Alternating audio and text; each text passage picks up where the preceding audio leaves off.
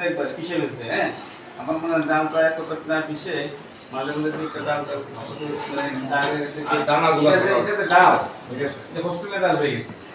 ছাত্র জীবনে যে মেডিকেল কলেজ হোস্টেল ছিল পাঙ্গাস রুই মাছ রুই মাছ এটা ওজন কতটুকু হওয়ার কথা বলো তো? স্যার 55 গ্রাম এক বেলায়, দুই বেলায় 110 গ্রাম। সারাদিন 110 গ্রাম। সারাদিনে স্যার 110 গ্রাম, দুই বেলা। 55 গ্রাম পার পিস। জি স্যার। এটা কতটুকু ওজন বলো? স্যার এখানে মাপ দি স্যার। সবগুলি কি এরকম টাইপের? তুমি না, স্যার, আমাকে ওই- একটা ভালো দেখে বেছে দিছো।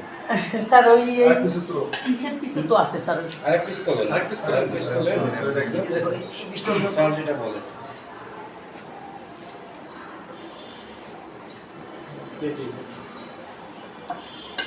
এটা কি ইয়া হবে? স্যার এই মাছটা মিটিং এ যায়, এজন্য ওই পাতলা মাছ না, তারপর অনেক সময়।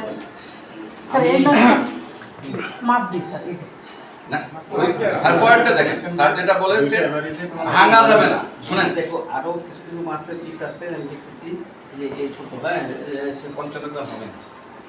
ঠিক আছে, বা আরো অনেক কম হবে। স্যার সেই কারণে স্যার এটা হলো 55 গ্রাম। স্যার এটা কি রান্নার আগে? রান্নার আগে কাঁচা স্যার।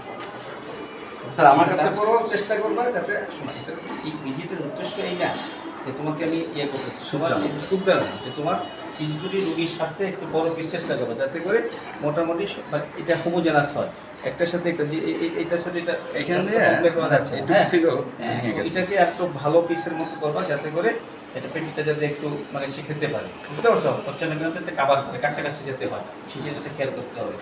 আচ্ছা আর আমি এটা কি এখানে কি আছে সবজি?